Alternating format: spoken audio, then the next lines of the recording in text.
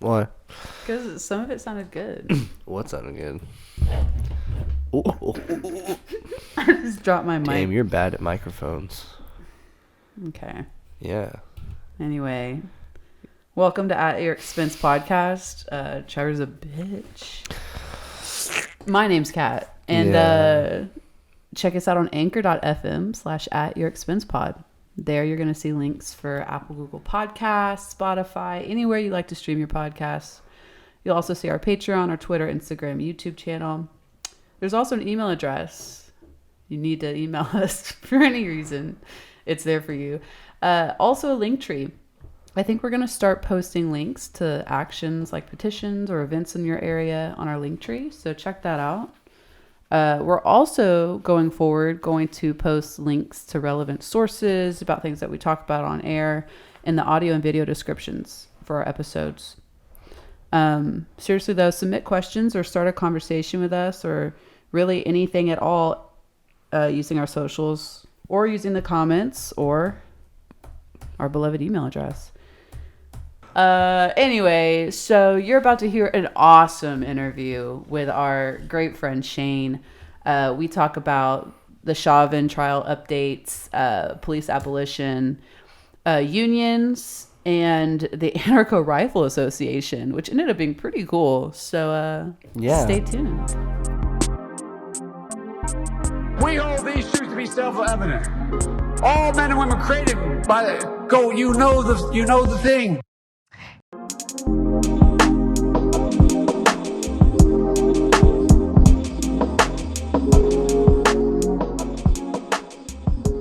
Okay, so it is my absolute pleasure. Oh, fuck, I already fucked that up. All right, we're going to cut that. No, we're not. We're actually not going to cut that. Yeah, we are. No, we're not. Yeah, we're absolutely. Yeah, I think we are. Anyway, so our awesome guest tonight is Shane, our very good friend. He is a member of the Anarcho Rifle Association. He's also been out protesting with us and has helped with some of our grassroots work here in Houston. He is joining us over our very first ever Zoom episode, so hopefully the audio comes out clear and not annoying for anyone. What's up, Shane? You want to say hi? Hello. How are y'all doing tonight? Really great. We are excited to have you.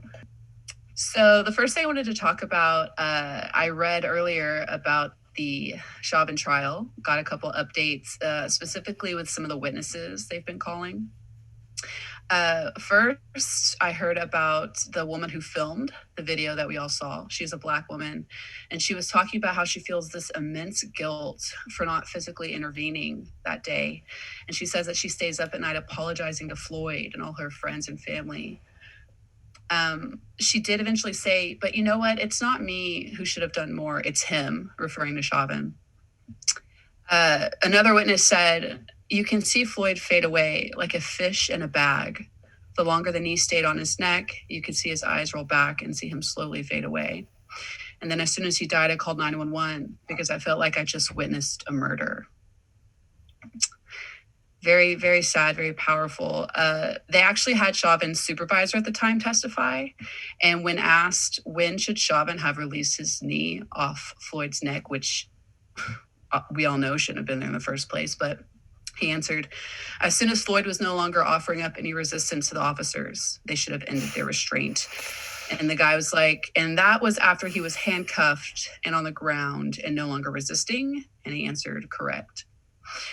So naturally, we have these scummy defense lawyers giving just BS. Like one of them was trying to say, some of these eyewitnesses may not have had a good view of what was going on, and therefore they are not reliable witnesses. Like as if we don't have video of the entire murder circulated across the world. Yeah. What? They might be misrepresenting this. Like yeah, I think so. It's just fucking crazy. Another scummy defense. The crowd was interfering with Chauvin's ability to perform his police duties, aka like the crowd was at fault for this murder and not Chauvin. For example, they were trying to say it was making his job harder to do because people were yelling at him, trying to tell him that he was doing it wrong. Yeah, he was under a lot of pressure from the people watching. That's what it was. That's ridiculous. Right. Okay. Yeah, They asked an off-duty firefighter who was there that day in court the same question, like, well, if people were yelling at you while you were trying to fight fires, like, wouldn't that mess you up? You know, they were trying to get her to kind of like play into that whole BS argument. Oh, God. And it was kind of funny.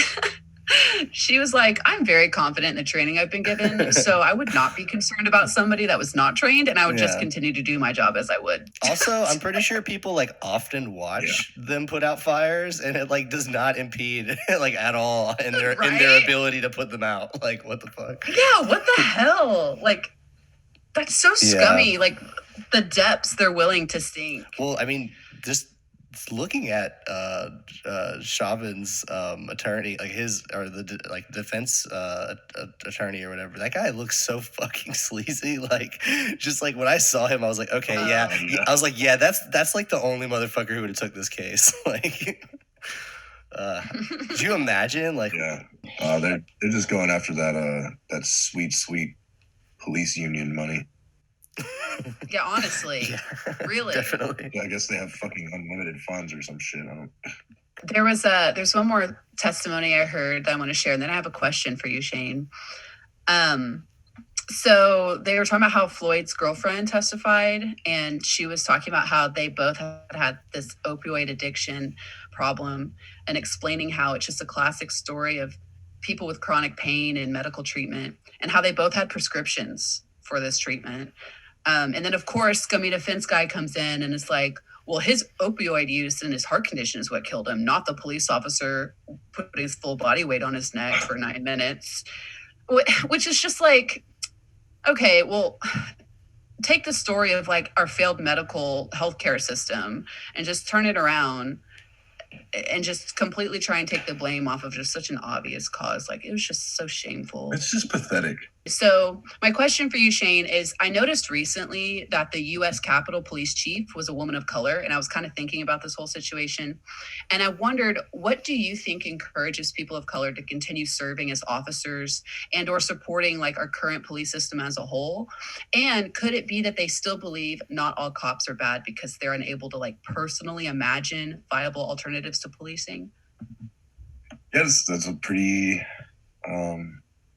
actually complex question, but I do think ultimately, yes, that a lot of these they think that they can probably make a change from within. I know some personally, and don't get me wrong, I'm ACAB till the day I die, but I think a lot of them think meaningful changes from the inside. And even if you look at it, like, we've got what, fucking 60, 70 years of reform under our belts now. Like, we've been watching it this whole time, and where the fuck have we gotten with that? If anything, it's gotten worse. Yeah. Like, Definitely. they have military equipment now, and there's cops with rifles, and like, it doesn't really make any sense. It's they're getting more violent. They're honestly, it looks like they're getting backed into a corner, which is fantastic because it gives me hope. But whenever you back a fascist into a corner, that's when they become the most violent, and they'll use tactics that you've never seen before, which is what they're doing. Yeah, I guess, like, with popular sentiment being what it is now, like, kind of seeing policing as like this big issue, they're definitely feeling pretty defensive about it. And it seems like if anything, they're getting more and more aggressive and more hostile to like a growing public opinion that their jobs are kind of problematic in a lot of ways, and people would like to see it change. It's like a snake backed into a corner. Yeah, really. And it's definitely worth kind of speculating about the outcome of this trial and what the hell is gonna be going on if they actually don't convict Chauvin, or if honestly, really, if in any way this sentence isn't seen as justice to a lot of people, which I'm almost thinking that there's definitely going to be some aspects of it that are going to be pretty not comparable to the crime that was committed. I have probably no fucking faith. Yeah. even if one of the convictions sticks, it's still going to get some sort of like ultra reduced sentence. He's going to get a private cell and fucking start treatment and shit like a fucking white collar. He's gonna be living like fucking Martha Stewart. What I do expect to see is going to be probably a repeat of last summer, but with a lot more fervor behind it. Yeah. And probably a lot more fire, I guess is the way to put it. Things on fire. What I do, without going into like hella details and fantasies of revolution, what I do want to see though is that if we do come together again, because it's been working every time it happens, in every country it's happening, it's working. I want us to talk about clear goals and demands and have them talked about constantly and met. So when we're out in the streets and people are trying to ask why we're here instead of just burning shit down, I mean, yeah, go ahead. I don't care. I think that's part of the message. Because it catches their attention. It always does. But destroying shit, unfortunately, is one of the methods of getting their attention quickest and forcing change. It's always going to have to be a cohesive message, is that this is what we want. And furthermore, we want these reforms. We want these changes. And if we don't get them, then we're going to keep, I don't know, fucking shutting down your coffee shops and your fucking yoga studios, whatever. Well, that goes kind of along with a lot of people have this. I feel like this reflexive idea that like, oh, that's all just outrage, and that's not how you bring about change. Oh, we really need to like elect the right people or pass the right things or like that. That this isn't going to help that happen. But then it's like, if you really look at it, it's like nothing has ever happened for people in this country. Nothing that really gets done for working class people in this country. Nothing has been like actually given to anyone that wasn't fought for in that same way. Whether it was the 40-hour work week or whether it was that in gallons and gallons of blood. Exactly. Yeah. So it's like this idea that like, oh, that's not the way to go about this is just, I feel like it's propaganda. Obviously wrong, and I feel like it's because they know that it works, and it's because it's the only thing that works is for people to actually take action, to take to the streets and actually, demand things in this way. So I don't know. How do y'all feel about that? I like, it's just this weird, I guess, just notion that people have that, oh, like that's not productive, even though the opposite is true. I think that criticism is, it's like a shame on you thing. I just think that's them trying to move the goalposts, which is typical fucking abusive behavior. Like, what you would expect of an oppressive state. Yeah. And that's, fuck them. That's not fair.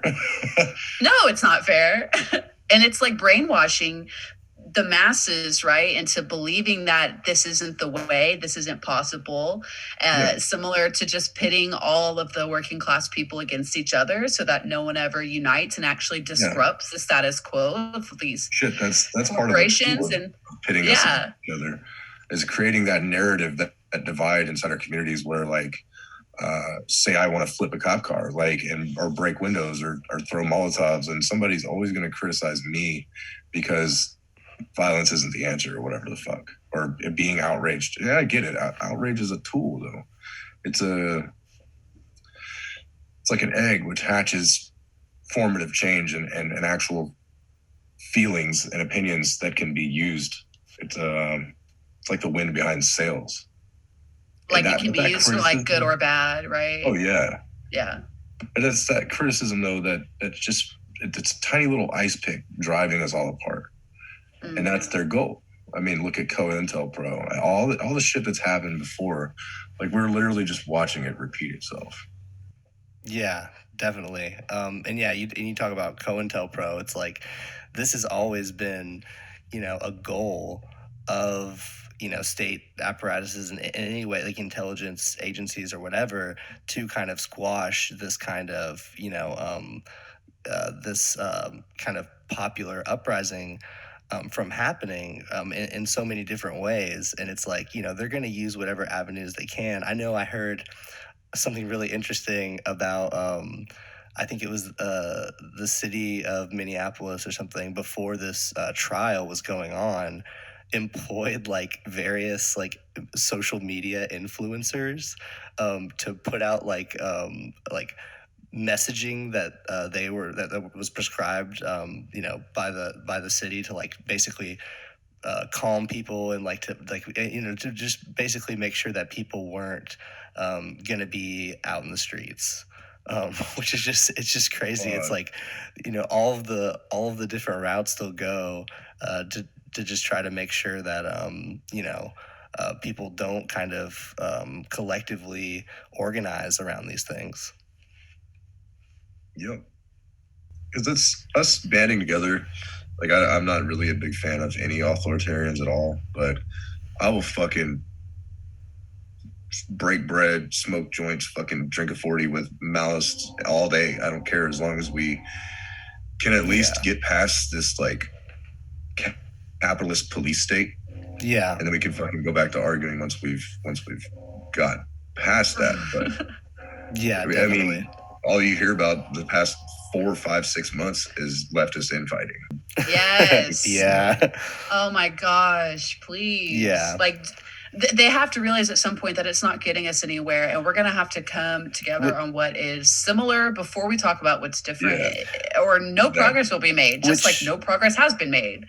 Yeah, no, definitely. I definitely agree with that in terms of like, maybe our like side of left, like maybe, on the far left, there are, people with differing ideologies on that side. But I feel like we obviously have to like push back against the kind of more like, just woke neoliberal like stuff that like has kind of seeped into even people who like claim to be progressive or left. It's like it's like a lot of them have the right rhetoric even about this stuff, right? Even about policing, but it's like who is in who's overseeing this now? Like Joe Biden, author of the crime bill. So that makes me want to talk about what are some of the alternatives to policing like we currently have now. When we talk about how some people just can't imagine viable alternatives, what are some solutions that we have to offer them? Some of the alternatives, like for starters, like obviously no one's going to let us just fucking make the cops face the wall like they deserve, but so we slowly start defunding them and disarming them. I think those are the first 2 steps that need to be done. And I don't mean a complete disarmament of police, but I think their possession of firearms needs to be reduced by 90%. There needs to be special units that have to respond to violent crime, and not every cop is obviously equipped with that. With fucking 11 weeks of training, I don't know if you're equipped to do fucking anything, to be honestly. I think we need specialized professionals that aren't considered cops or necessarily authority on anything except for what they're responding to. Like, you have firefighters respond to fire and car wrecks and shit like that, and they're well equipped and well trained to do so, yet they still have less funding than cops. We need people with study in mental health to be able to respond to mental health situations, like community disagreements. There's so many fucking changes. It's like a really, really long list. I think initially, though, is we need to start diverting funds away from policing and their weapons and their tanks and shit that they have APCs in the street for some reason. They need to sell that back to our, whatever, destroy it. I don't give a fuck, but cops don't need to have that. Reduce their how many of them are armed, and we can start moving forward there and reinvesting those recovered funds into areas of our city that really need it, like education and housing the homeless and shit. What we're seeing too, and we were talking about earlier, in like an increase in the militarization of police and kind of this more aggressive approach, and basically just like more and more funds every year being allocated to them. It's like what? It's like the one public service that we have in this country that is grown in funding every year, and instead of being defunded by like every other public program we have.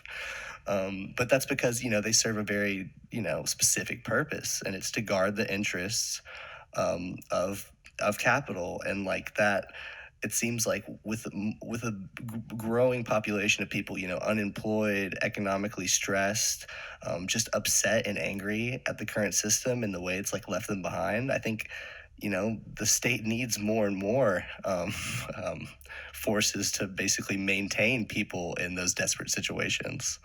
Yeah, essentially.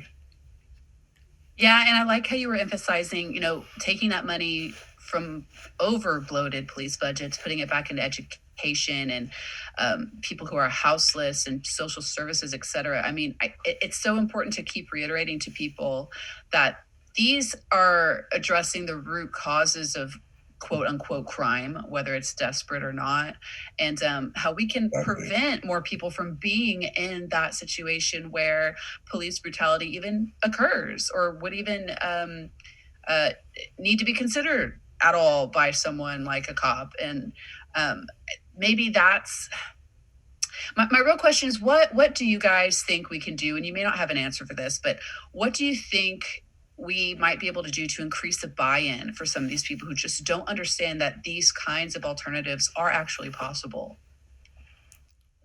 I would say it's weird. It's definitely just like a lack of imagination on like what could be, right?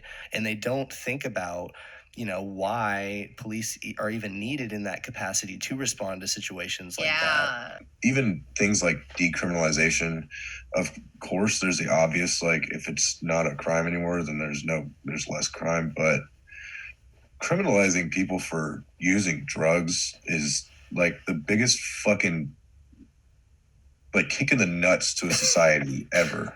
Like it doesn't make any fucking sense. And literally countries like Portugal that have decriminalized all drugs. Portland did it. They're literally seeing like a massive downtick in crime. Absolutely. I think that decriminalization is all these, like there's no like, okay, fuck the cops. Like well, obviously fuck the cops, but that's not going to be your one solution is like focusing on just the cops. So like you were saying, it's attacking the root causes instead of choosing this broken window policy.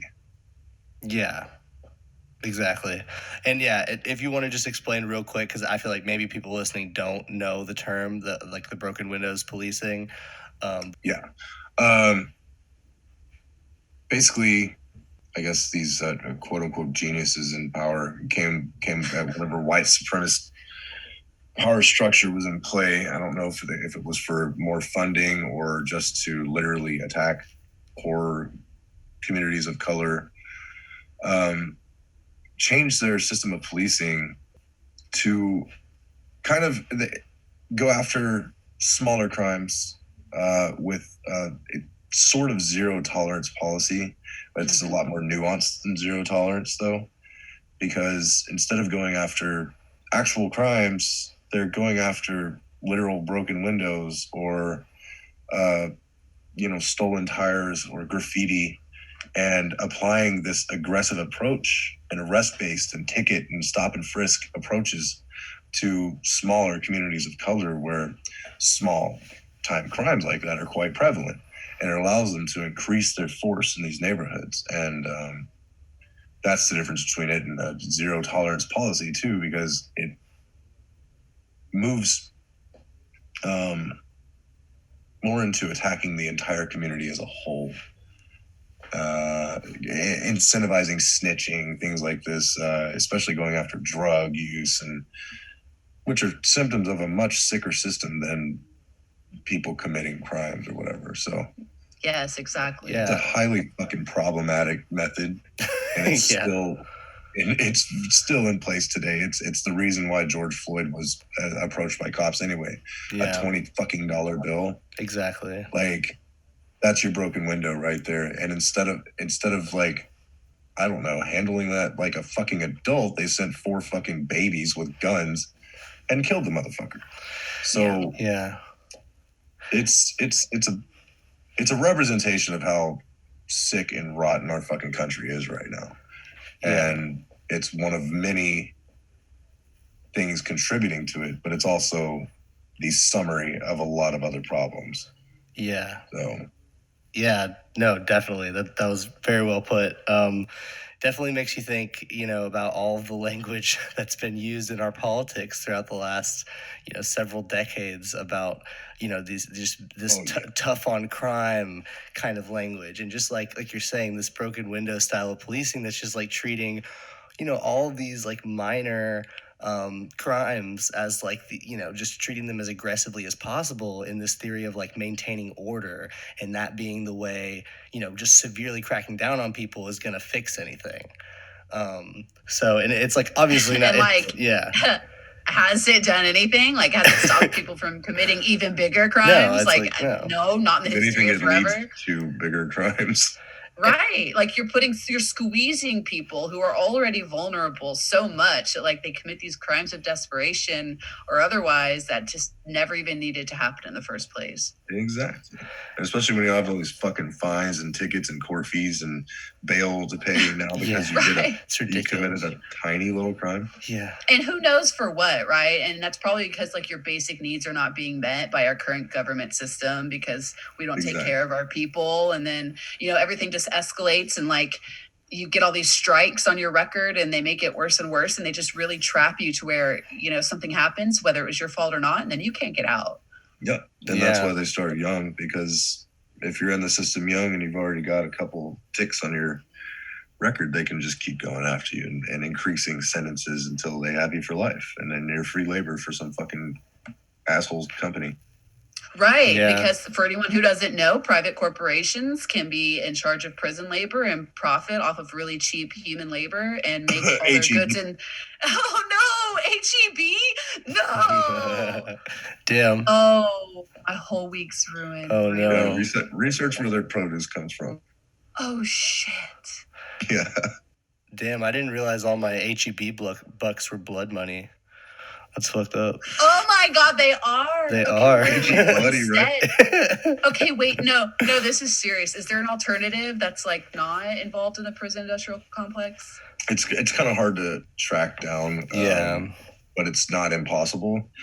That should be something, somebody like me, I'm really good at fucking researching things. Like I've been spending a lot of my time finding chuds on the internet, and it takes me literally 5 minutes. That's what I want from you next, Shane. I want to know where to get my blood money. And so, I mean, I'm good at this type of research, and this is something I should be doing to better the community and help our people call out these corporations for using basically modern slave labor to produce and sell goods and shit like that. And like, that's the reason I don't go to HEB.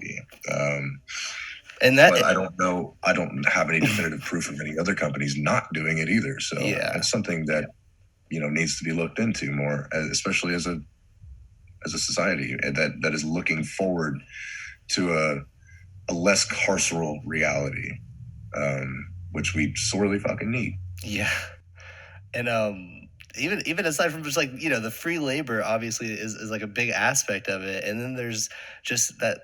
A lot of these prisons operate, with a profit incentive. Like they are privately owned and run.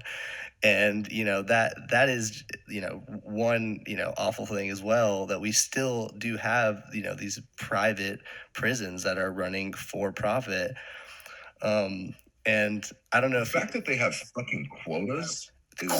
Yes. Baffling. Yeah. Insane. But I don't know. We're going to close if we don't fill these last 60 cells. Like what?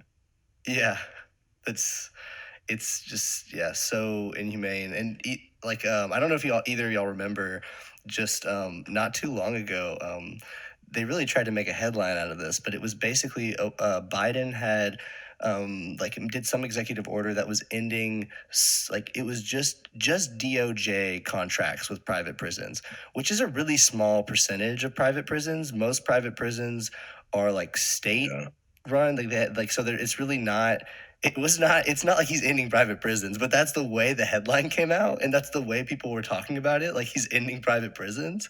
And I just feel like there's a lot of similar kinds of stuff going on with this administration, where something almost barely anything will happen or change, and they will spin it in this way, like, Biden, gave out gave out stimulus. He's the new FDR. Yeah, like, what is this? And it's just like, we have to remember, like, all of these things, like, are have been bipartisan the whole time. That's the fucking danger of moderates. Exactly. The system of mass incarceration that we have in this country, was really overseen by Joe Biden himself. So for him to be a champion in any way for any of this is just insane. Especially after, like you were talking about, the drug, basically how criminalized drugs are in this country.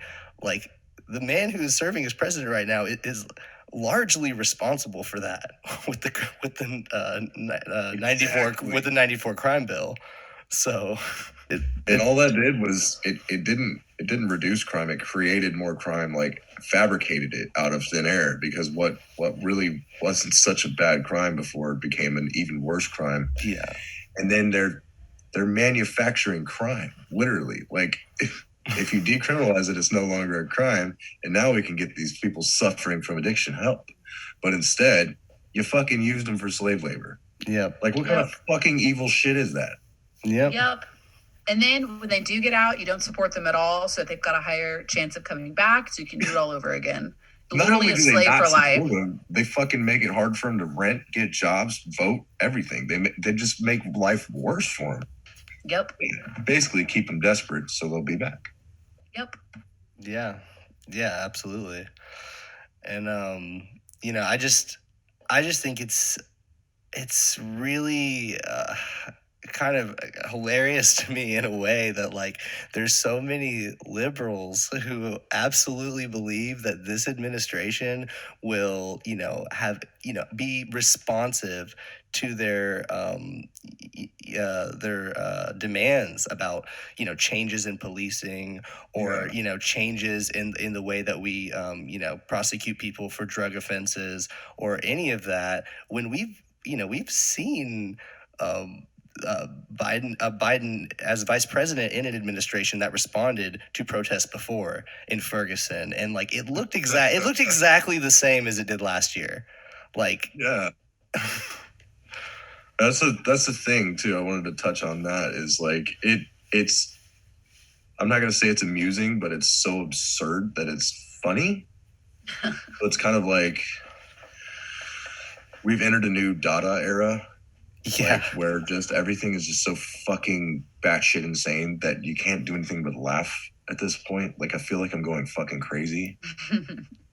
Well, we only care about it when it was Trump, or when it was someone else that's, like, outwardly egregious like that. But when it's somebody who, like, is civil and, like, speaks, says the right things, then it's like, then people can go back to their lives and pretend politics doesn't matter anymore, and, like, okay, everything's fine, which is just like, and I was just so worried that was going to happen during this administration, and, like, it is to an extent, but I really, I do see a lot of potential, and I have a lot of hope for, like, the same kind of movements that, like, came out of last summer and everything. I do really think that, with the Black Lives Matter protests and everything, like, that energy is still there, and I don't think it's gonna be, pacified by this administration, hopefully. Damn, Trev, that's, like, the most positive I've heard you be in a minute. Are you, like, showing off for Shane? No, I mean, like, I don't think that, like, I don't think that a lot of the people who were out in the streets, like, for the majority of last year really give a fuck if Biden's president or not. Like, at least I hope so. I mean, there's a good percentage of people who are kind of maybe, like, alleviated just by having his face on this now. But it seems like people are definitely more concerned with the institution of policing being kind of something that has been supported and has grown to be what it is through both parties, and kind of like this tough on crime approach being something that is very bipartisan, and is it really happened during every administration. Do you see this like continuing like even further, and do you think like I guess any kind of like developments in like policing are gonna be only negative? Like like you said before, you're definitely not hopeful that there's going to be any real changes around this anytime soon. Until I mean, we really have to step up our pressure. And one of the most important things too is dismantling these systems of white supremacy, because that's what enables these policies, and that's what gets these policies written. And until we start attacking that full on every day, when you wake up for fucking eat breakfast, like it should be the first thing on your mind is how the fuck can I defeat white supremacy today? Because that's where all this shit came from. Like that's the biggest problem we're facing right now. And now we've got more shootings, we've got more cops killing people. Like it's nothing's stopping. It's just accelerating, and not in the way that would be beneficial for a revolution. Yeah, it's kind of we need to put it into overtime. Like I think we've all had a nice little break, but I think it's time to get back to fucking like really, really working and grinding out. I mean, I'm already ready to get back in the streets, and it's not for that, not to agitate, not to do anything, but to keep people's focus and get our comrades back out there and staying engaged. Because I've seen a lot of people just disengage completely. And I know there's a ton of comrades still out there feeding the homeless and helping people with their rent and evictions and stuff, but there's just so much more work we have to do, and there's a lot that we need to draw attention to.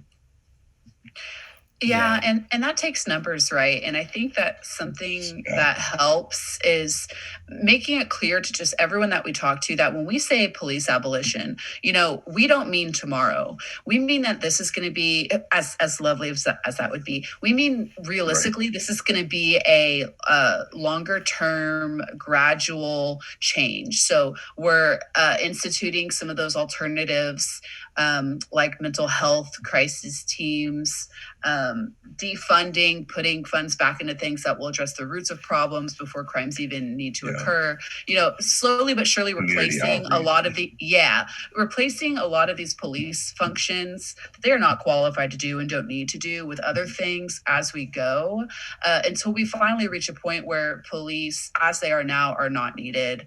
And something I learned from critical resistance is that when you're trying to differentiate between reforms and abolition, or reforms that eventually lead to abolition, it's important to ask yourself, is this proposal something that's going to lead to more police or less? Is this something that's going to lead to more police funding or less, et cetera? So maybe we can talk a little bit about the difference between some common reforms that are proposed and reforms that might eventually lead to abolition.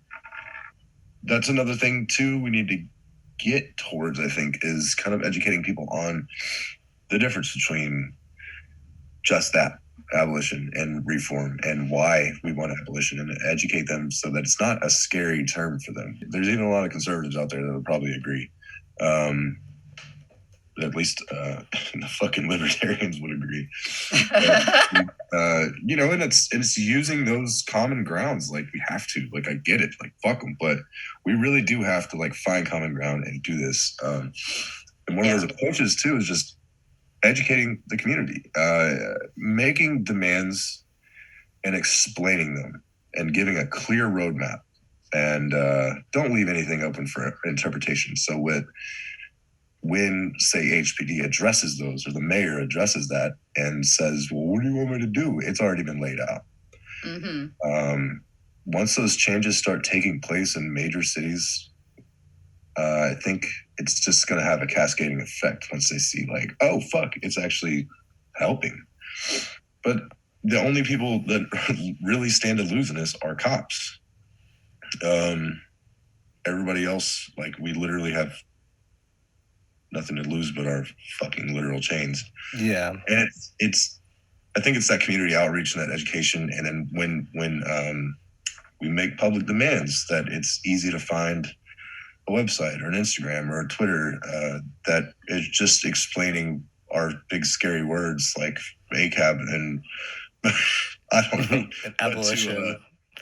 Like why we want to get rid of police, because I mean you can obviously see why, but what we plan to do with it, and that's the most important thing I think in getting people to support said cause. And just on a messaging thing, because I mean, like, I feel like, obviously all of us who talk about like the solutions of this and wanting to, take away funds from police and put them in areas that address the root causes and do that until we can get to a place where police aren't needed in the same way.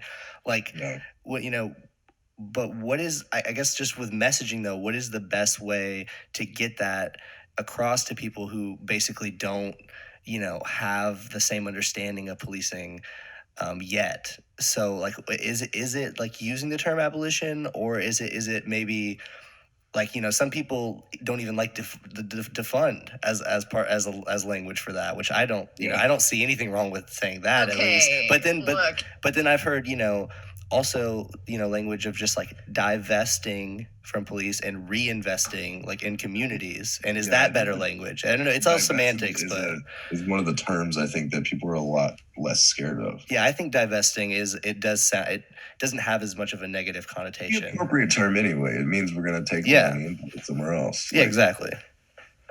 Yeah, divesting and reinvesting in other areas.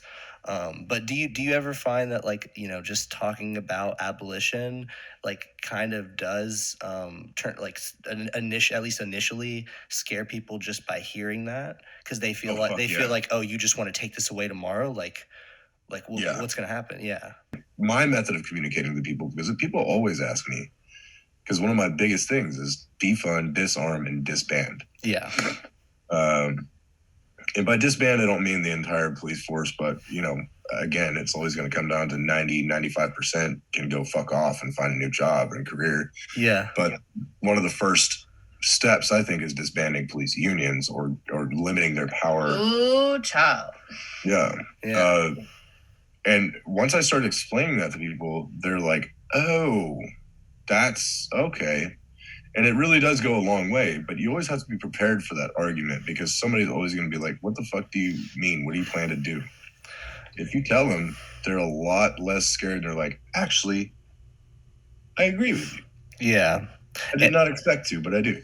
And as I want to like touch more on this a little later, but dismantling unions should not be anything people are unfamiliar with in this country. So I mean, it's something that we have a long history of doing. So we spent a long time doing that. Yeah. So in this one case, this is a union that actually really doesn't have too much power and needs to be dismantled. And it seems like it grows in influence all the time.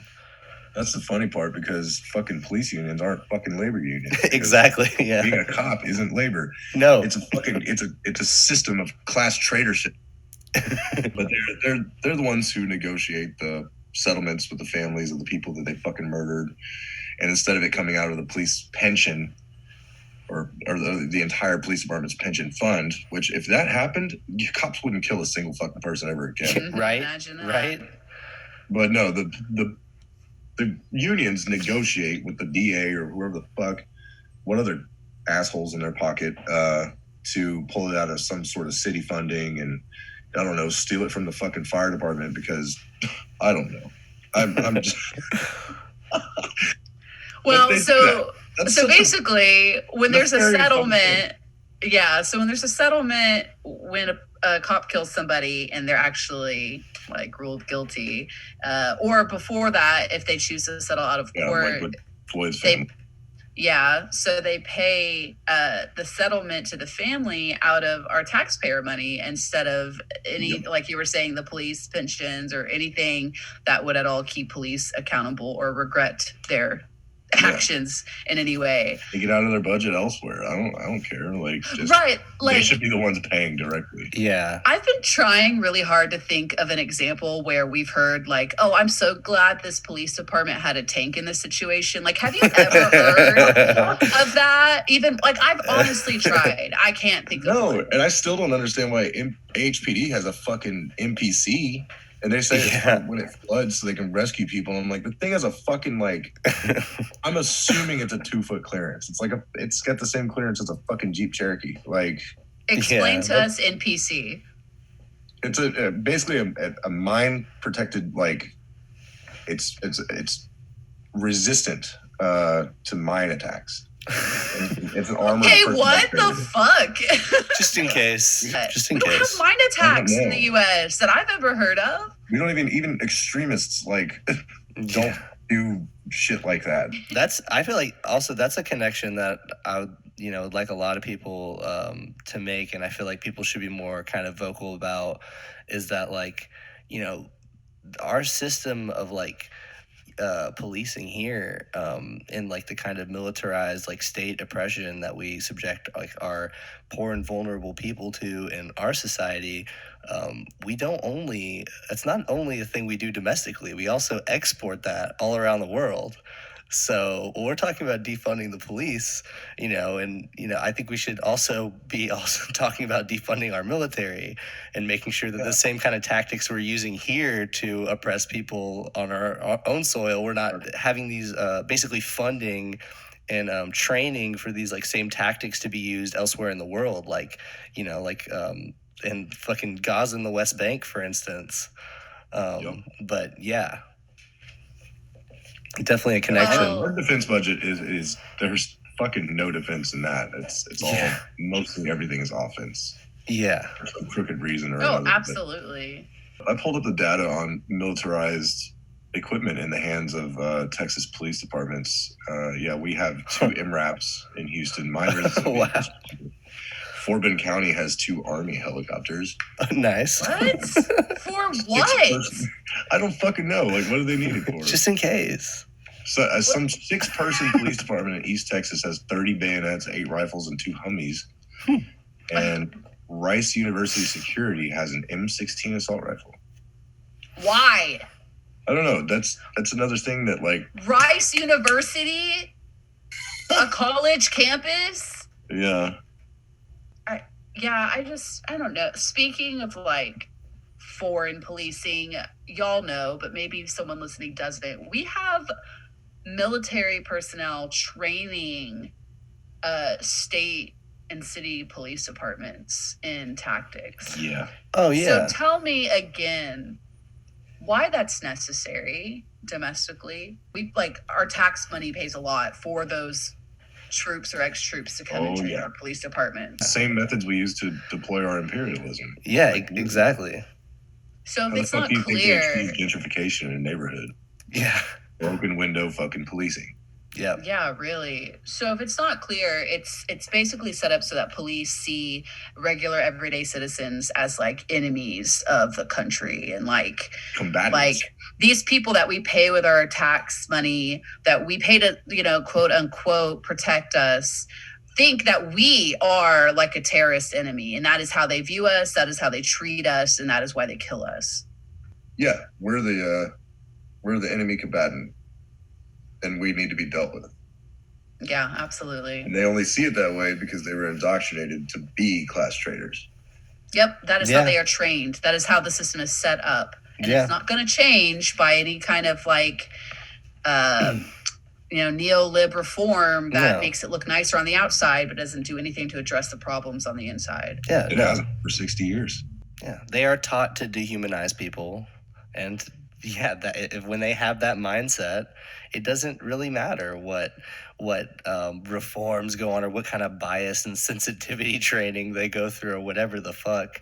It's useless. And like you're saying, these like neolib reforms, it's like that's all we ever get even proposed from people from like, you know, the Democrats or even people on the so-called like more progressive left of the like in the Democratic Party. It's like it's essentially like, I mean, Biden basically said as much. He said, like, you know, I don't support defunding the police. You know, he's like saying, he's like, actually, we need to be giving more funding to the police so they have the resources to deal with these issues. It's like, what? Fucking wild. Like, What are the things that need to be done to improve and help police officers? I'm the only one who's talked about increasing police budgets. Anyone who has an issue with the word defund or even divest, please just look up your like city police department budget. Like, don't take our word for it. Just Look check at it the out. numbers yourself. You will never stop thinking about it. You will never complain about the language used again. Like, just look. It's public information. Especially look at the history and how it's grown over the past 20 years. Oh my God. And it keeps growing. Like, even after this year, police departments, not everywhere, but a lot of places have even increased funding further. Like, it's not ever going to stop. Talking about policing and just like basically the barrier to social change in this country that policing presents, basically just always being there to kind of be, you know, antagonistic to whatever kind of group is advocating for any changes in this country. Labor movements, you know, during our country's history, have really felt like the brunt of police aggression, and they, you know, police have you know, been at the forefront of squashing, you know, labor struggles in this country. And it looks like, you know, we're seeing some of that again in terms of what's happening in Bessemer, Alabama. I guess we should all solidarity. Yeah, absolutely. Solidarity with Bessemer.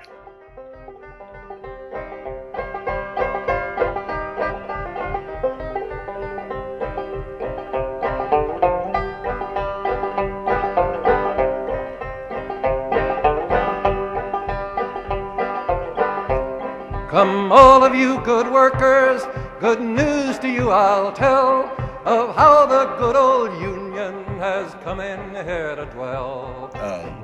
Yeah, I wanted to know if you have like just any insight on that or any of the tactics that have been used basically to repress the union support that is you know, accumulating in Bessemer right now. I mean, on just in general, we all kind of grew up in the same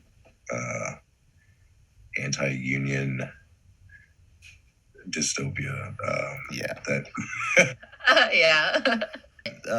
All of these insane tactics that have been employed by Amazon are definitely worth talking about. Especially like the fucking weird Twitter accounts. That's got to be the most amusing one so far. It's like, those are amazing. Oh man, I don't think anybody at Amazon fell for that shit. Especially being like some fucking. I think they used. They were using pictures that like off this. There's apparently this website called "This Person Does Not Exist" or something, where it just generates faces for you, and if you go on there, it'll generate a face that's like not real but looks really real. And apparently, people were like, "This is definitely from that website." Of some of those profile pictures, and then some of them, people were just like, "This is obviously like this person who's like either like a model or in this stock photo." And I know one of them was actually some. I think it's called Dude Perfect. Oh yeah. That does like fucking trick shots or something. Yeah. And they just straight up just put him on there. Yeah, and I just But I love the those, way that the all these people like these bots on Twitter sound. They're just like I'm a real human Amazon employee and I've never pissed anywhere but a toilet. And, anywhere but a toilet. and yeah, we have 40 bathrooms in my warehouse and I can go whenever I want. Like, We're allowed to use elevators. yeah, what the fuck? So. Win or lose on their bid for unionizing, I expect to see a lot more movements towards that, which is fucking awesome. Yeah. Like, I'm ready for like the workers across the world to fucking unite and rise up and get your fucking rights and benefits and hold on to them. Yeah, And eventually definitely. we can seize the means of production. But first, we have to reacquire our rights as workers.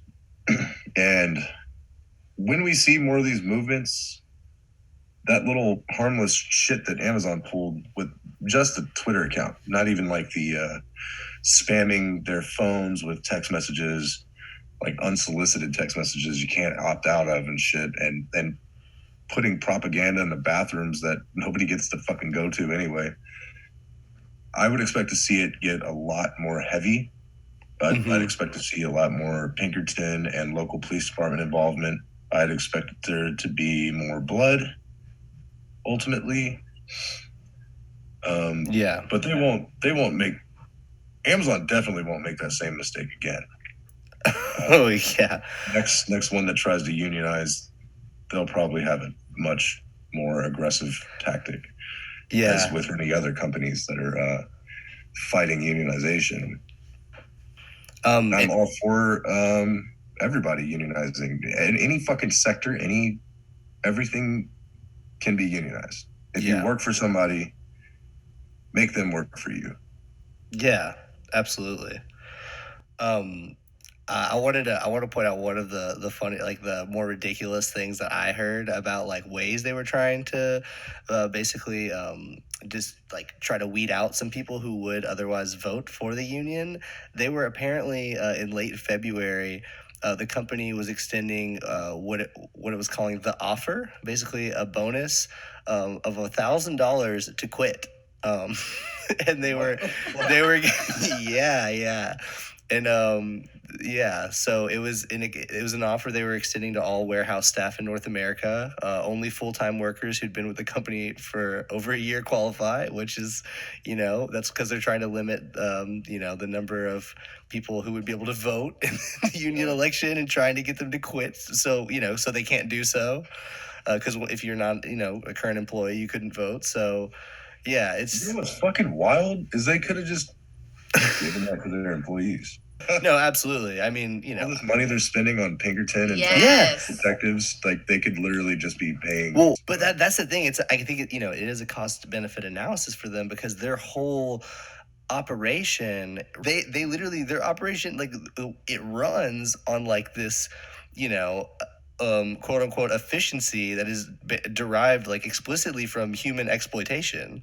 And it's like they need to have basically these people that they can just like put in these situations that are miserable and that are basically just treating them like fucking robots, because that's all for their their productivity and optimization. So if they're not able to treat people as disposable and fire them for no reason, it actually would fuck with the way they've set up their business model, which absolutely needs to happen, but it's something they're obviously super resistant to. So it's just going to be interesting to see, like you're saying, how aggressive, because I already think they have been pretty aggressive in the way that they were like, they were tweeting at like Bernie Sanders and shit. Like, I thought I was actually kind of wild. I was surprised by that. Yeah. That was that was like watching a fucking child throw a tantrum. Yeah. And it's like they're saying shit like, oh, like, well, at least we pay people $15 an hour, and like people in Bernie's own state, that's not even the minimum wage there or something. And it's like he's like literally the reason that y'all even pay people $15 because he wouldn't leave you alone about it. Like, and they cut people's stock options and benefits to do the pay increase to fuck 15. yeah. So Stock Yeah. options are just a gateway to fucking literally seizing the means, man. Like, yeah, I mean that's employee ownership, and they don't want they don't want you to have any. exactly. They don't want you to have any of that. So yeah, it's definitely interesting to see the kind of tactics that they've Yeah. been going with. I don't disagree that they've been very aggressive. I guess what I meant was that I would expect to see much more insidious and like vampiric fucking Yeah. tactics. I would expect them to get really low ball below the belt, even Yeah. as far as like planting drugs on people, which is also not above them. Like, No, definitely not. so Yeah, like and also like you were saying, like literal police aggression and yeah. like in and that. hiring off-duty cops to do security detail, which is where things get all fuzzy, and Pinkerton to kind of go in there and infiltrate and do the same kind of shit that they're hiring cops for, and that's when things historically get really messy. When, Now, Pinkerton's involved. imagine being a person of color, and having that history of being just harassed by police constantly, and suddenly now they're showing up, or their crappy counterparts are showing up to your workplace, and you're in a position where you're trying to be persuaded by your company not to join a union. And we know in Bessemer, Alabama, a vast majority of their workers in that Amazon warehouse are people of color, and I think even more so women of color.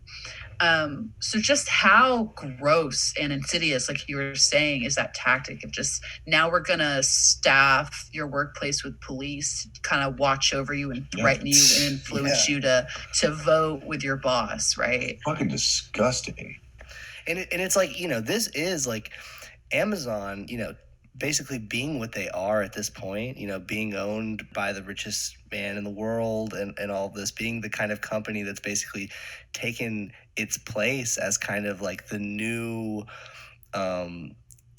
basically big, American corporation that kind of all of our economy is kind of gonna be organized around. It's integrated basically into everything. Basically, these are the new like working class jobs in this country.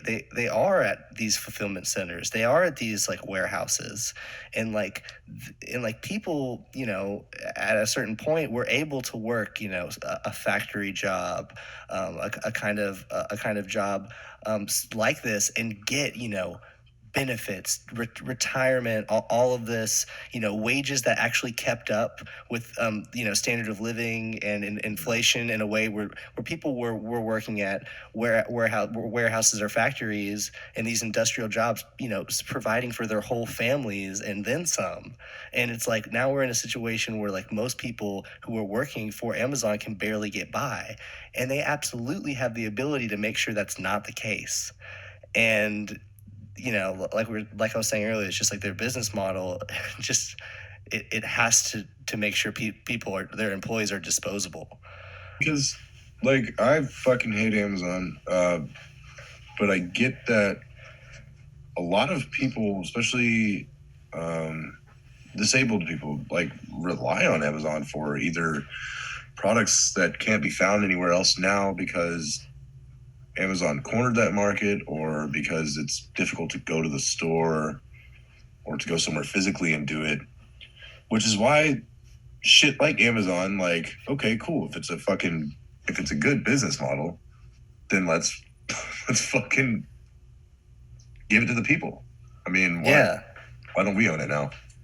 Right. Yeah. For the benefit of us and everybody else. Or like with a company that has like where the decisions of a company like Amazon, because it's so large and it's such a monopoly on so many facets of American life, and it's intertwined in pretty much every way with every part of our economy at this point. It's like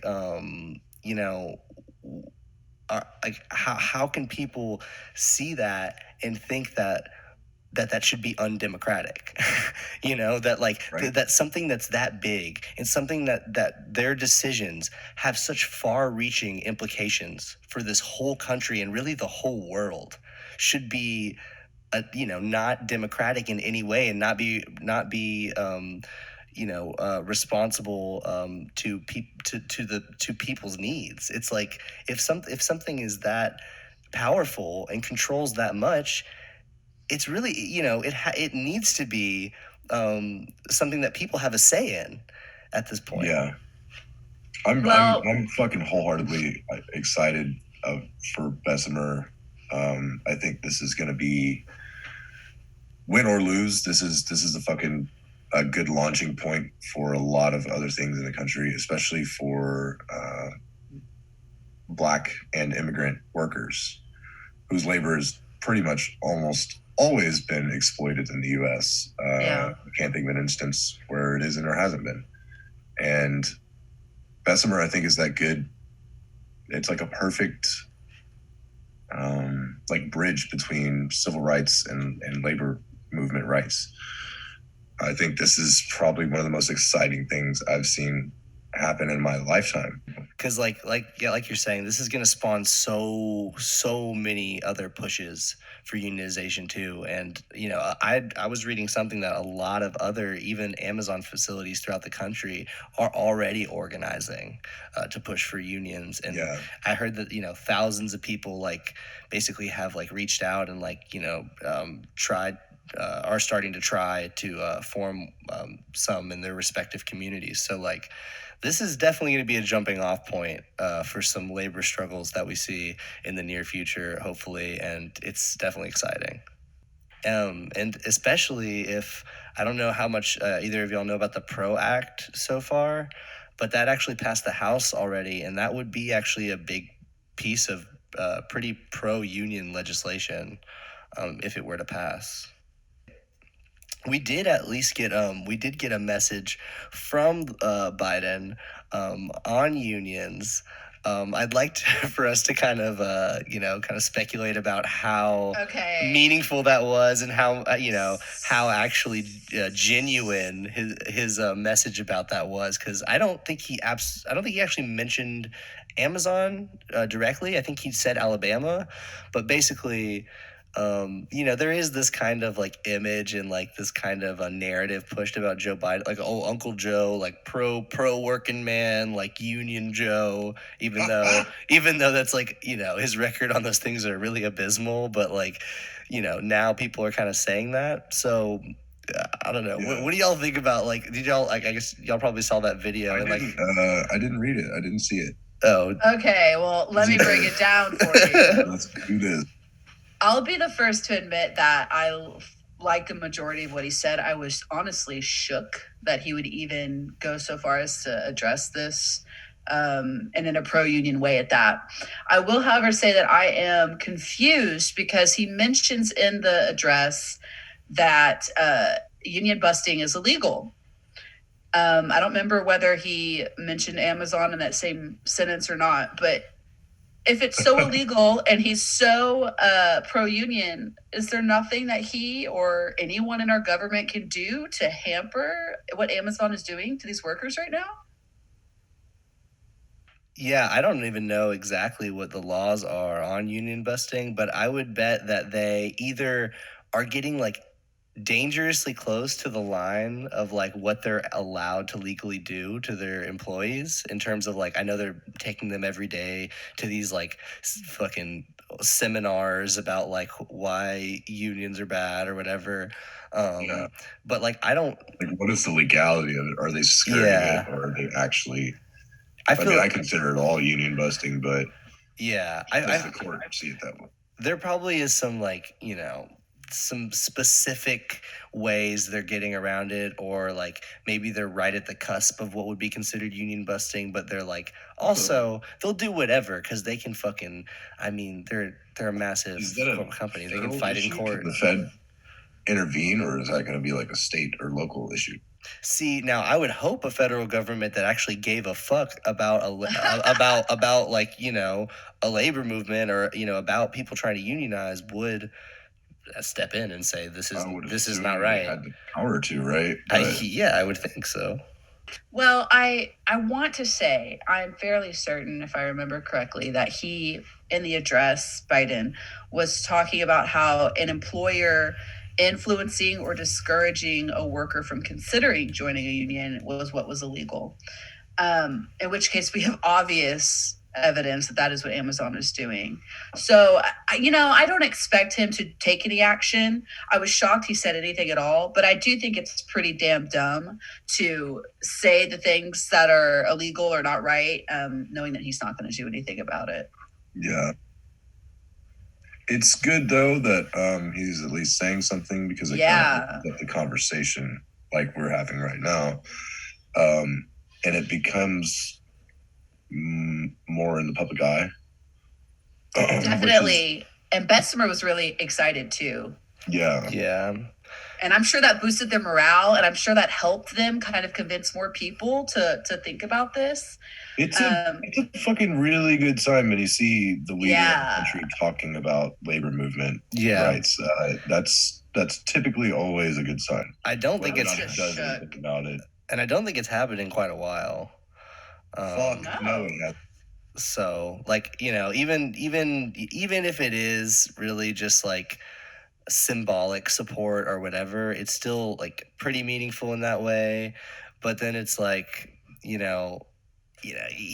can say that, but if it comes down to the point where there are labor strikes being broken up by police, and there actually is some kind of violence or some kind or anything like that happening in the street, if there is some actual like unrest, because of what people are trying to do to organize for labor rights, it would be very hard for me to see Biden like kind of coming out with the right response to that and being on the side of people. I feel like he would be equally repressive in that instance. Right. Like, it just keeps reminding me of like his general like neo-lib strategy. So it's like you're saying the right things and you know what's important and you're telling us it's important. But when it comes down to it, are you going to do anything about it? So I do want to give credit where credit is due. Like I said, I was shook he said something. That is absolutely the right thing to do. Now, will he do anything to help these people that he's pretending to care about? Probably not, in which case, shame on you. But I am glad he addressed it. Like I was saying, I'm sure it had really good effects on the organizing efforts down there in Bessemer, especially. So that's a very good thing. I want more, but it's good that he addressed it alone, because, again, like historically, talking about it publicly like that is usually a signal of a shift, which is good. Yeah. Now, how do you think he got away with it? Like, how do you think Amazon didn't like immediately pull his campaign funding? I don't fucking. Oh man. Like, that's pretty bold. I don't know. Maybe because they know it's all just empty rhetoric. I can't believe it. I don't fucking care. Yeah. Yeah. Right. But yeah, talking about like unions and like basically like the history of our country's like push to like dismantle and kind of disempower like all kinds of labor movements and unions in this country for the past several decades. It's pretty like obviously clear like that the weakening of unions and the like stagnation of wages and the loss of like benefits and protections for workers are like so obviously correlated. Like people could like it's 100%. Like it's so hard not to see. Like it should be so obvious that like we started having less unions and people are exploited more and paid less and like Yup. Like there's just like a very like a clear graph that I saw not too long ago that just like shows like it's like union membership and like the share of income going like to the very top of top like 10% or whatever, and it's just they're just completely like Yeah, it's like as the wealth of the top, or people in the top 10% of the country goes up, then union membership goes down. It's like, huh? And those motherfuckers Huh. are the ones technically writing the laws Yeah. because they have the money to buy the politician. Oh yeah. Oh yeah, absolutely. Fucking vicious cycle. But if we could take the money out of their hands, we get to write our own laws. Yeah, money out of politics would definitely be one of the starting things to really get anything accomplished for people at all. But pretty far away at this point, because it seems like most of the people in there don't want to stop being paid by their fucking donors. So the good news is that some of those bills are being pushed and talked about anyway, even though they won't have any fucking support. But it's usually the first step is getting the framework laid out. Just like how I was talking about with defunding the police. It's you have the framework, then you have a roadmap. Mm-hmm. You can talk about it with an actual plan. And that's good to see Bernie and stuff like that pushing campaign finance reform bills and shit like that. They're obviously getting shot down like fucking just bad, but yeah, they're being presented, and where there's hope, there's always going to be some sort of way. Yeah. What do you think in terms of basically how quote unquote progressives or people more to the further left towards our side that are in the Democratic Party, how do you really feel about basically them using their power and the leverage that they do have they been able to really get any kind of meaningful concessions out of the Democratic Party, or does it seem, I don't know, more symbolic to you that we even have people there who are speaking in the right ways, democratic socialists or whatever, that appeal to the things that we care about? But I mean, within the structure of the Democratic Party, it almost seems like there's really not much for them to be able to do. Yeah, it's kind of a fine balance because if you don't have them there, then nothing's gonna go through at all. But it is nice to have the representation, as hollow as it is sometimes. But again, without them being there, would half of these things been ever passed? So I appreciate people like Bernie, and I think I'll just leave it at that. Yeah. Yeah, I definitely think we definitely all I think appreciate them, and I definitely all I trust that they all care about the same things in our fight. Actually, in our try that want to fight for the same things. But I just think that it's and I've been wanting to talk to other people about this, but it's just the fact that maybe they're not using their leverage in the way they could. I mean, as we've seen with them not really doing everything they could to get the $15 minimum wage in the last bill, or really putting pressure on Nancy Pelosi when they did have some kind of leverage there to make to kind of withhold their votes from her for speaker. Is there those tactics that seem obvious, right? The tactic, it's the same shit that Joe Manchin does.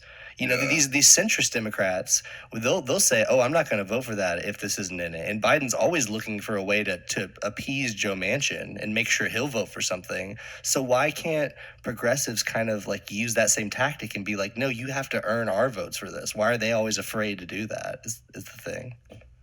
Yeah, but that's what makes it kind of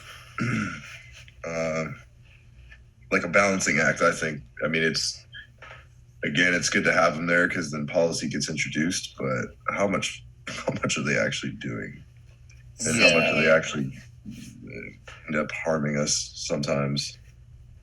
Yeah, absolutely. And I think Trevor says that he wants to talk to other people about this, probably because he's either tired of hearing my opinion on it, or maybe he wants to weigh my opinion with others to see maybe if I'm actually right. But I like how you I like how you put it, Shane. you're glad that they're there, but are they really doing anything? And I have to kind of use that to refine my own view just a tiny little bit. You're right. I'm glad that they're there. Now, do I think people, especially on the left, should be praising them like they do, like some do? My God, no. You know, Yeah. these are people who are not doing what they told us they would while campaigning. And is that not our primary complaint with everyone elected to office? Yep. I just don't understand the fandom. I don't understand all the praise and glory. If you're there to kind of do this very specific role, okay, fine. But like, you know, I'm not your fangirl. You really aren't doing what you said. You really aren't making any meaningful change, especially this year. I challenge Trevor and I challenge anyone else to just tell me one thing that they have accomplished other than like yelling on Twitter, generally educating people about broad policies, like things that they know that we should change. Like, what have they accomplished at least this year? And it's April, mind you. Well, that's the thing. It's essentially nothing. And it's not because they couldn't, if they would use like the little power they have in a significant way. It's almost that they've chosen not to, and it has costed us kind of like any kind of momentum that we could have to put pressure on the Democrats. I feel like they are, I don't know. It seems more and more that like I saw AOC the other day calling someone's criticism of Biden privileged. Like she was telling someone that like I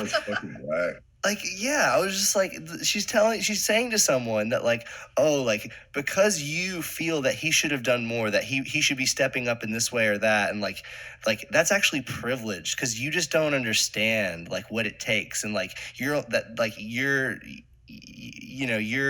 not fully like aware of like the context of like how we get things done or whatever. And it's like, no, it's clear that like they're not putting the same kind of pressure that they pretended to put on during the last administration.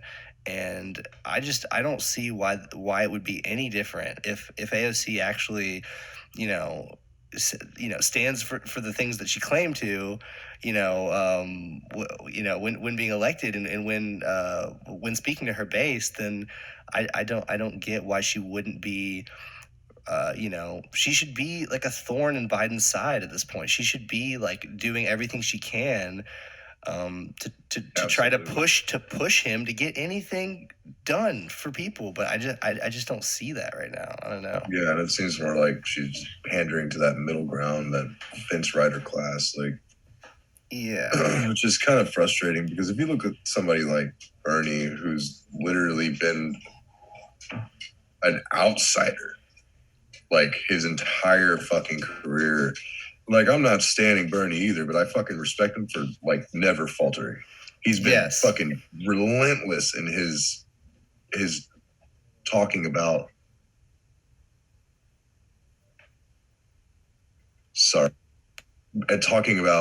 labor rights and income inequality. Yeah, like that's what we need. AOC's been in it for like how many years, and she's already seeming to kind of falter. Like, yeah, I don't know. That's why it's kind of dangerous too, because it's, if you pander enough, people will just stick by your side.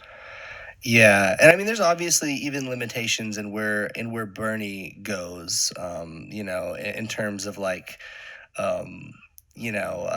certain issues like foreign policy and other things. He has to hold himself back a little from what I know he believes and would want to say. But it's just like it is a little bit of that, like trying to appease or at least not be completely smeared and destroyed by like the Democratic establishment, which it's hard for me to see. Shit on him all the time anyway. Yeah, exactly. And if he was president right now, we got to believe that like every fucking establishment figure, Democrat or Republican, would be saying he's like a dictator and out of control or whatever the fuck. Fucking terrorist dictator. Yeah, fucking Bernie the terrorist. They would be saying whatever the hell about him to make him look just awful. Yeah. Even when even if he was doing things that were very popular with the public. So yeah, definitely good to see some developments in the labor movement, though. It's definitely been a long time. Yeah.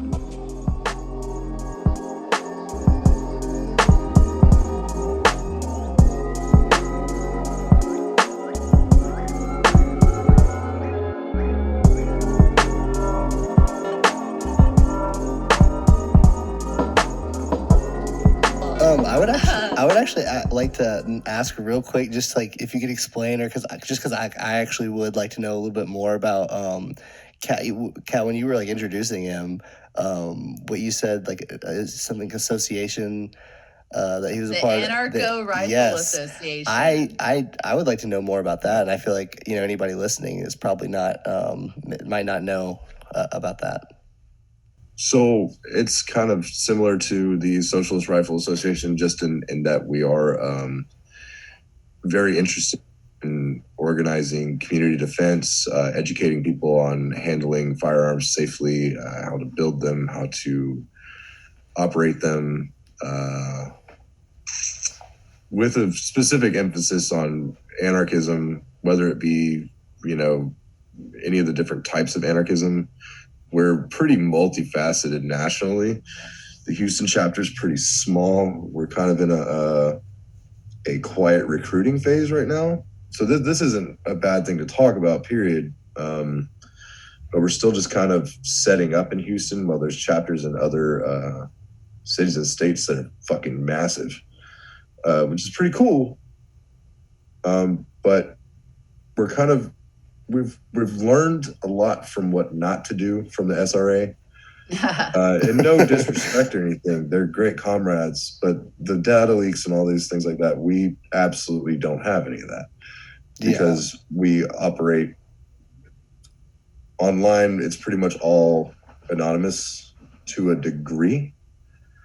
And most of everything that we do, other than simply chatting, when it be organization or meeting up, or it's all done in person or via encrypted chats.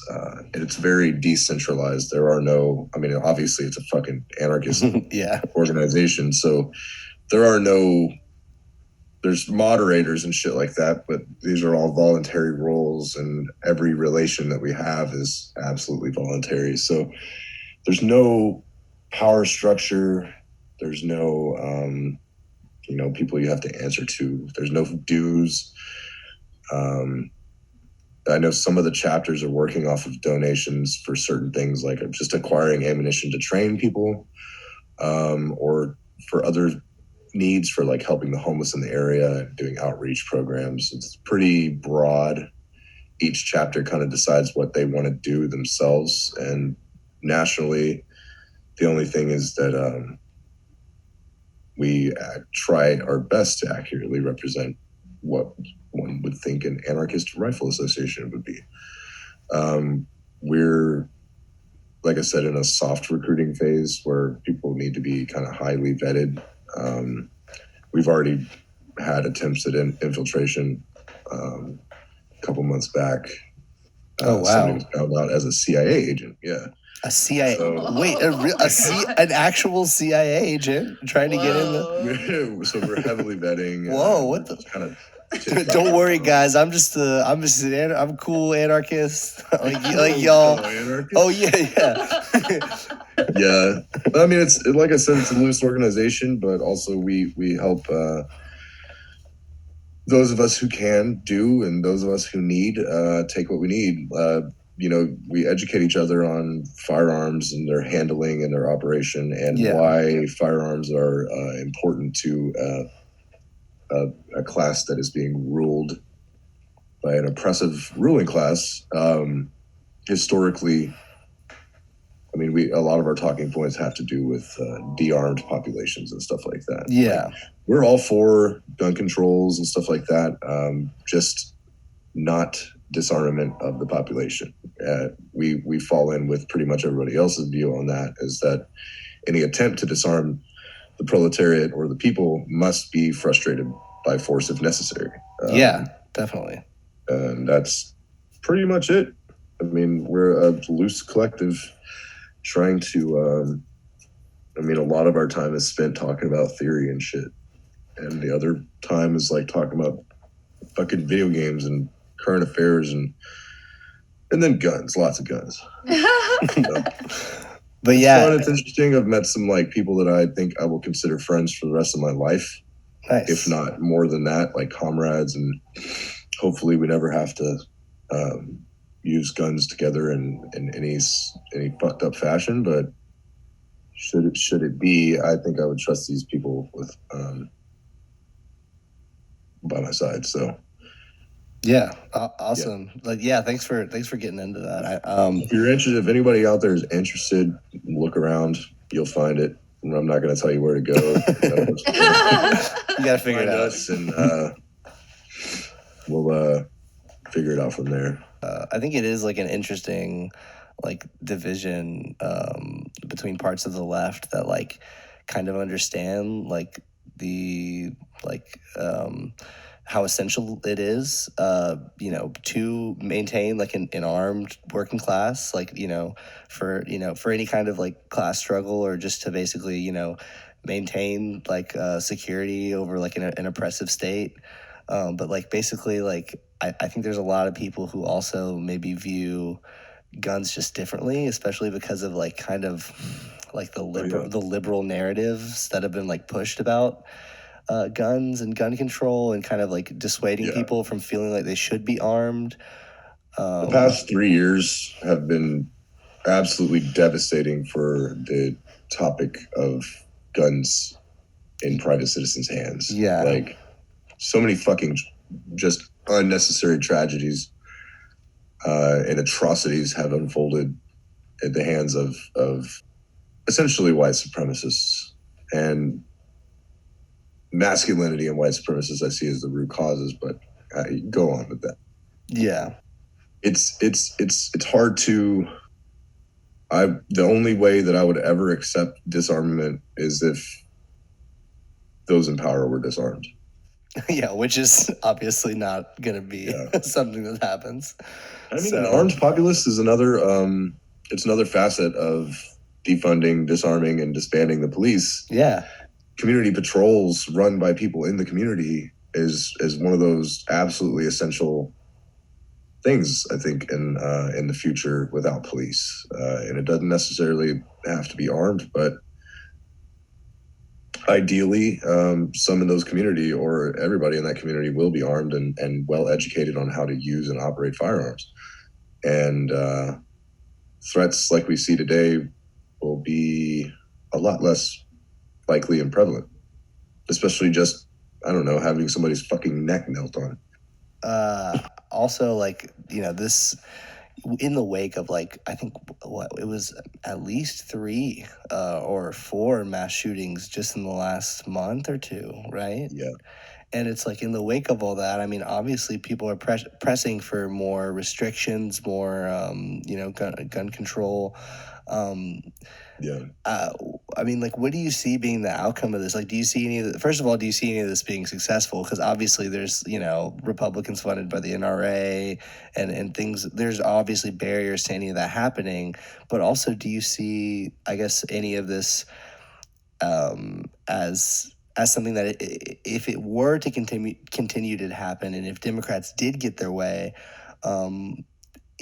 are they actually the caricature of like these like wanting to take your guns away people like the Republicans paint them as? Do you think that is something that is their intention, that if they actually got to pass the policies they want, that they would just systematically work to disarm the general population? Some of them I do believe like wholeheartedly want that. And yeah, I don't think it'll ever happen, but I think if it ever did pass, I think there would be resistance from some within the party and some across party lines, but I think ultimately it probably would gain some sort of support, like mainstream support within the political aspect and the populist aspects, which is terrifying, to be honest. Yeah. But I think more realistically, what we're looking at is more sensible reform, hopefully. Like background checks, mental health. More thorough background checks. It'd be interesting to see what kind of proposals they have for the mental health thing without being invasive and shit. But true, yeah. I'd be more interested in some wait periods. I don't know, like mandatory gun training classes, like things like that, like safety classes. Yeah. And where even small things like odd behavioral patterns can be vetted out. I think those would be an important step. And also, if somebody's going to own a gun, why shouldn't they know how to use it, like, officially? And I'm not talking like, even our concealed carry courses are pretty lax. Like, they're pretty fucking easy to pass. Yeah, and yeah. I don't think that's enough education to legally allow somebody to open carry a fucking pistol on their hip. Like, yeah. But again, like, I'm very well educated with firearms, and like, I don't give a shit. I trust myself with one, but there's a lot of people that I think could get the license, and like, I absolutely do not think they should be carrying that shit around like that. Yeah. And I don't think the right should be taken away at all, period. In terms of like what you're talking, like we were talking about earlier, seeing like the just increased militarization of police and all these repressive tactics that the state, employs against different people, bringing about like any kinds of movements for social change. It seems like you wouldn't want police to be the only people with weapons at the point that anything breaks off like that. Yeah. But what do you kind of generally think about people being armed at like protests and things like that? Do you see a place for open carrying or like bringing weapons to demonstrations or protests or anything like that? I think it depends. I think it's really situational. Personally, I have no problem with it, but again, just doing it without there being a certain nature of the protest or a certain goal of the protest, it has a lot of potential to agitate and kind of send the wrong fucking message and stuff too. And I think that should be avoided at all costs. I mean, it depends on the kind of defense situation you need. Because if there's a threat of life at any of these protests, which often there are, at least in certain areas and for certain reasons, you have a lot of white supremacists showing up and running people over. It would be nice to know that there's a couple armed comrades out there. Yeah. Who would respond in kind. I don't know. Yeah, because I mean, but just the visible presence of weapons, I think it's agitative, unless it's there by design, an armed perimeter or something like how we used to see with the Panthers and stuff. Yeah, it needs to be intentional. It needs to be carefully thought out, and it needs to have the right optics as well. Because if you just have people running around with guns on their hips, it looks pretty sketchy. Yeah, it makes people uneasy. And we got to remember, like you were talking about the Panthers, like they're displaying weapons, like at I think at the Capitol, being at, like with weapons at government buildings, like that was pretty much why there was an assault weapons ban at all. was because of that. So, I would love to return to a day where they could see our Black and POC and indigenous comrades all armed and well versed in their operation as well. Yeah. Because there's no bigger threat to the white supremacist oppression than that. And you can tell by how they react to it. I think how long this call has been is a true testament to how much we really enjoy talking to Shane and just how much we value your ideas and conversation. And I want to thank you so, so much and give you an opportunity before we forget to allow you to plug any of your socials or a place where people can contact you if you want, or if you are of a more private nature, maybe any websites or resources or education like books that you think people should check out. All right. I mean, yeah, I'm going to be on a more private level. I don't even have Facebook anymore. I actually was like phasing out my use of it and got banned for some like old leftist content, like perma-banned. Gee, I can't imagine. Deactivated my account for some guillotine memes or something. Wait, shit. What? I thought they only banned Trump. I thought banning people's good. Right. And my Instagram is just it's literally all agitated propaganda. I only let certain people follow me because I get reported a lot. So. Oh yeah. That's awesome though. But one thing I do want to say, if you're interested in education or cheap fucking books that will like take you a long way, PM Press. They have a subscription, $30 a month, that gets you all the new books they print every month from PM Press. They've got books on fucking labor law. They've got books on anarchism, socialism, communism, or the combination of all those. They got books on the history of wobblies, lots of books on Zapatistas. And $30 a month will get you, I think they print like anywhere between 5 to 20 books a month. So damn, you got me. Nice. I'm on the website now, actually. This looks awesome. Yeah.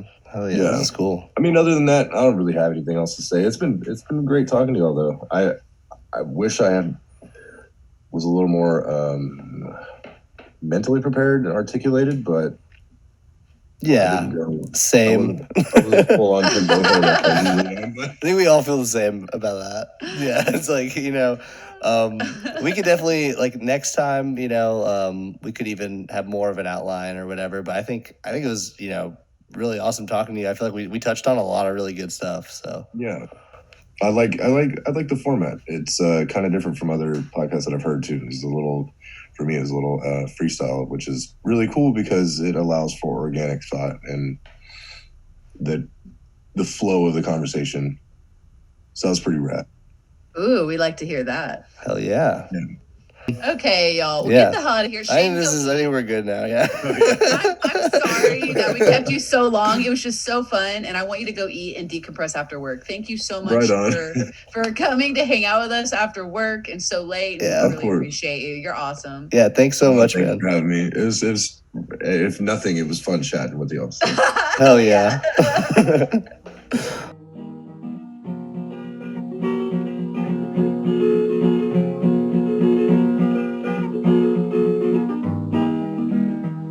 I know the police cause you trouble. They cause trouble everywhere. But when you die and go to heaven, you'll find no policeman there.